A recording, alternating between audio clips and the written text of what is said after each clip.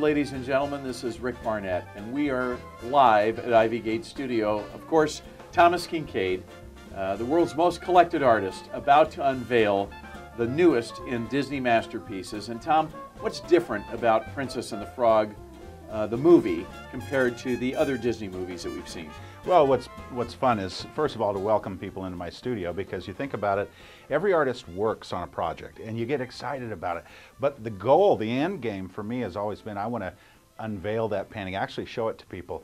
And it's kind of like the feeling when you work on a movie. You know, I worked on a movie for almost 2 years of my life. Of course, this was when I was in my early 20s. I was working on an animated feature called Fire and Ice. And as I worked on it, you would just see scene after scene that just built the mood of the movie. Well, that is the passion that I discovered when I went down and visited the artists at Walt Disney Studios. I mean, they are alive with excitement, and there's a simple reason. Princess and the Frog is the first traditional animated movie that Disney has done in many years. In fact, I have friends who worked on the Disney projects earlier, the traditional hand-drawn animation projects of an earlier day at the studio. And you know, for many of them, they didn't know if that era of hand-drawn animation would ever come back. You know, everything's gone digital in animation. You have Toy Story, you have, you know, the wonderful movies like the Cars movies, and you have Bug's Life, and you have all these great movies that are done with digital techniques. Well, the team at Disney Studios made a commitment to bring back hand-drawn animation, and the feature that they wanted to do it with is called Princess and the Frog. So Princess and the Frog is a landmark movie, not just because it's the first ever epic hand-drawn animated movie in years, but also because it is one of the most romantic love stories the studio has ever done. Now, what was different about the way you treated this painting in the studio as compared to some of the other Disney pieces that you've worked on? Well, my technique has been very, I would say, painstaking. I try to build the painting in layers, layer upon layer. I begin to treat the animated character as one whole element. Research is done with the Disney team to create what we call a model sheet or a style guide.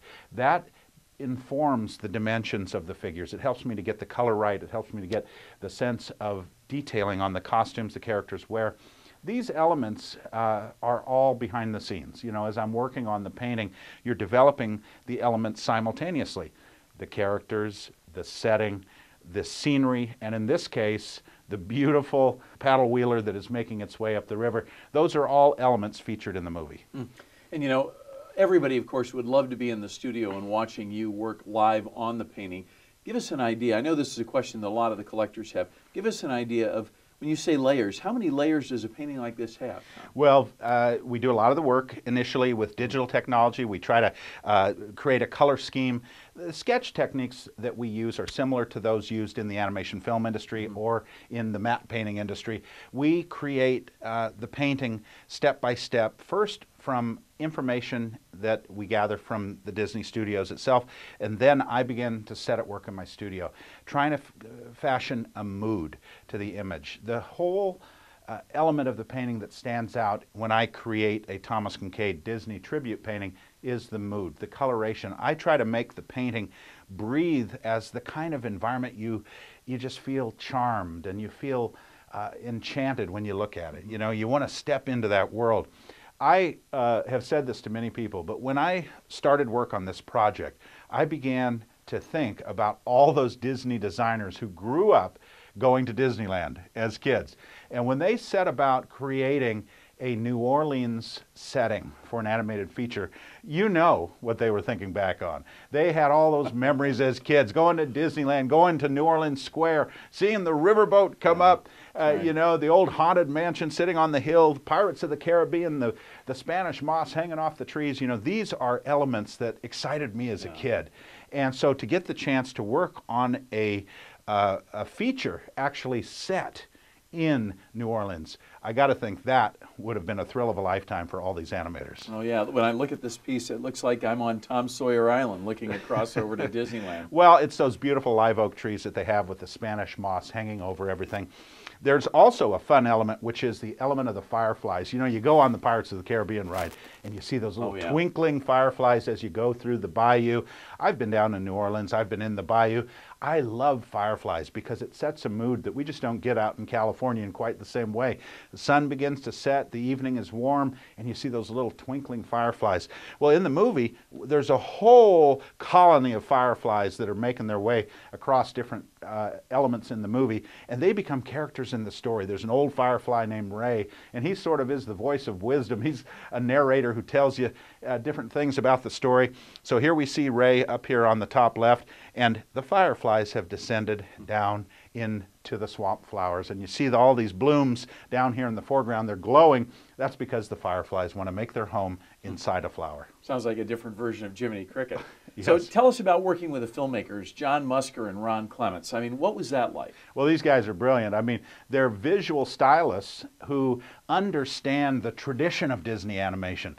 I mean, I think one of the exciting things is that the Disney Studios has this core of legendary designers who worked on different features. It goes all the way back to Snow White, the early designs that captured these characters in such a lovable way. And then the settings themselves were created, so you just wanted to step into that world. Don't forget, most animation up till that time was shorts. So you just had these little comic opera shorts. You know, they were just the equivalent of like a Charlie Chaplin short or a Laurel and Hardy short. It was basically slapstick humor. What the Disney Studios wanted to do was create a feature that lived and breathed as a real place. So you wanted to step into that world. Wonderful design work was done on the very first feature, which was Snow White and the Seven Dwarfs. Then Pinocchio, Gustav Tenggren. Right. You and I have spoken of him. Amazing. What a great genius. Well, I am proud to say that the current team of Disney animators and art directors and producers, the director himself, they love the concept of the tradition of Disney art. They love all the features that built visually one upon the other. And really, if I can make a statement that might sound audacious, I think Princess and the Frog sets a pinnacle. It is a new standard of beauty in the visual design. There is such a sense of color. There is the sense of the bayou, the sunsets, the magical colors of New Orleans when the city erupts with celebrations of Mardi Gras and festival. All that sense of pageantry and beauty is brought to life in this feature. And you know, of course, the collectors and the dealers are saying this new concept that you've brought forward to everyone of this narrative panorama of being able to take a look at the painting and see the entire story in one glimpse. I mean, it really is amazing. Well, that was something that I think just captured my imagination early on. I mean, what is it about painting a movie that can make it come to life in a new way? In other words, a lot of artists have painted a scene from the movie or a cell from a Disney film, but I wanted to paint the whole film. I wanted to paint the emotional reaction to the story. You know, what is it that sets apart a Thomas Kinkade painting? Well, it's feeling, it's emotion. I mean, I heard someone the other day say, Tom, you remind me of Elvis Presley because you heard Elvis sing, you heard emotion. You just, you know, he may not have had the perfect operatic voice. He may not have sung in exactly the same way someone else would tell him is the perfect way to sing, but when he sang, it came from the heart and it had passion. I think that's what sets my artwork aside. It's passionate, it's emotional, it's very romantic. This painting has romance. It has emotion in it. You know, you're standing under that tree watching the sunset, the riverboat is pulling up, a garden party is going on, and here's the two frogs looking on in the setting. Now, you mentioned narrative panorama. That's particularly important with this story because these frogs that are the central characters in the story are looking out at their own experience in life. They're looking out at the story that they just lived. Here are the frogs who become the prince and princess. And beyond that, you see other characters, other elements of the story all brought together. I think one of the fun parts of my Thomas Kinkade Disney paintings has been this idea of a complete narrative, the whole story, so that you can look at that painting and understand the story. We even have our villain for the story, which is Facilier, who's sort of a witch doctor character who comes into the story and casts his evil spell, and we see him kind of drifting away in the smoke from the smokestack of the riverboat.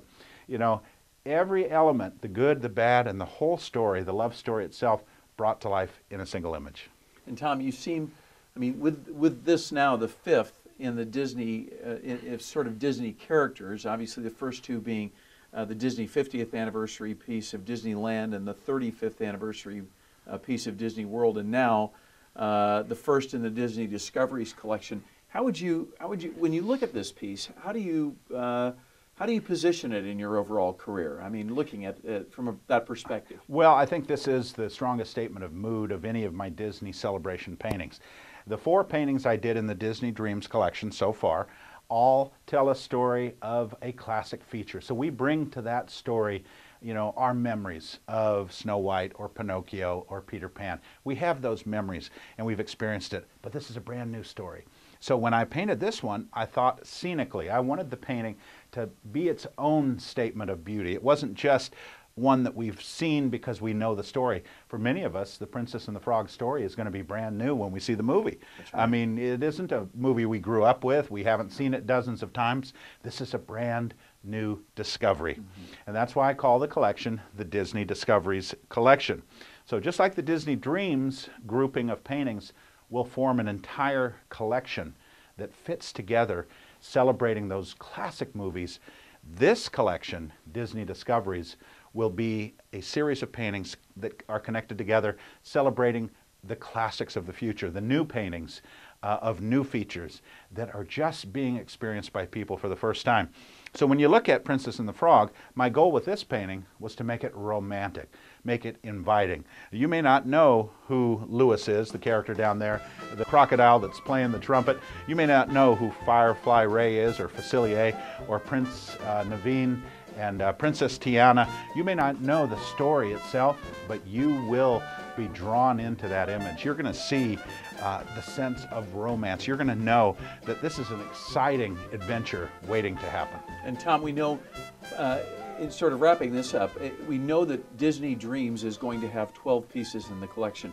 Disney Right. Discoveries, you've made it fairly public that we don't know how many pieces will be in that collection, do we? Well, this collection is exciting because it's going to be a living experience that we all get to unfold and unwrap together. I mean, we know the first one, which is Princess and the Frog. We've been told that Rapunzel is being created right now as we speak. The early design work was announced at the Disney D23 convention. John Lasseter, the wonderful visual stylist for the Disney Studios, came out and said, you know, we're excited about Rapunzel, and we hope to have that one out as soon as we can. So I'm hoping to do a tribute painting to each of the new great Disney animated features that are going to be released in the next few years.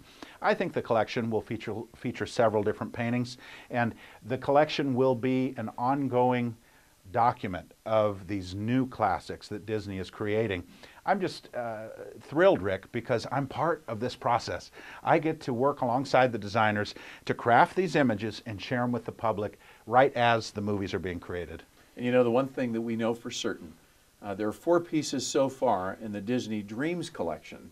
This, in Disney Discoveries, is the first piece in the Disney Discoveries collection, and it is the smallest edition size of any of the previous Disney releases. So the collectability of this particular piece, first, it being a very small edition size, and secondly, because it's the first in a brand new series, is certainly going to be a unique opportunity for the diehard Kinkade collector. Well, this is a collector's dream come true. You know, Disney is releasing Princess and the Frog with a full expression of fanfare. I mean, this is going to be on front covers of magazines. There's going to be publicity that rolls out. I've heard there's even going to be a big unveiling at the Chicago Disney store. You know, this is going to be exciting. Everybody's going to be talking about Princess and the Frog, just like when Gone with the Wind was released. Yeah. And, you know, it became a phenomenon. Or just like when The Wizard of Oz first came out, it became a phenomenon. There were paintings and posters that were celebrating that feature when it first came out. This is the kind of excitement that we're going to see with Princess and the Frog. And for collectors, it's a chance to get in on the ground floor. There's going to be other paintings in the the Discoveries collection, but this is the very first one. And like the other Disney Dreams collection, they'll be able to collect a particular size, number, and edition, and be able to follow through with that in the continuity program. They'll actually be able to create a legacy, a history for their own family of continuity pieces that fall into the Discoveries collection. Well, this is what's exciting about it.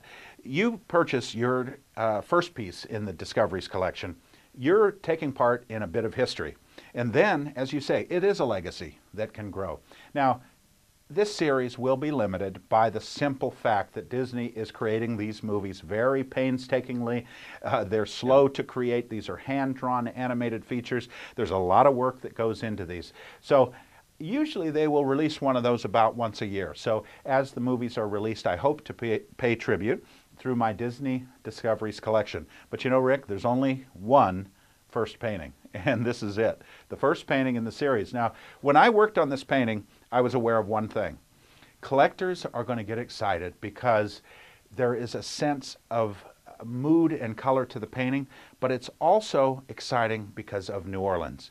Now, there's been a lot of talk about New Orleans and about, you know, the rebuilding that's going on in that city. Well, isn't it wonderful that this is the first feature set in New Orleans? And when you see that riverboat steaming up there, doesn't it just make you want to go down to the bayou and sit there and eat some crawfish and get some of that Louisiana-style cooking? I mean, this is the kind of setting that we all dream of going to. Yeah, and you know, when we think about New Orleans, we think about that American spirit, that rebirth that's going on. It's going on right now in Galveston, too. We have a new gallery opening up there after the big hurricane. And that spirit really shows through in this painting. Well, it's a colorful painting. It's filled with a sense of music. There's a lot of wonderful Randy Newman music in the movie. And this is a painting to sit and ponder. When I look at that painting, I feel happy. Yeah. You know, I see that sunset. I see those fireflies. I see the lovers standing under the tree. I see the crocodile playing his tune on his trumpet. You know, this is like a jazz celebration of New Orleans, Dixieland. You know, you go to New Orleans Square in Disneyland. It was always one of my favorite places. You feel happy when you're there. That's really the theme of the painting. Yeah. So that's it, folks. We're here at live at Ivy Gate Studio. Thomas Kinkade has just presented the newest masterpiece.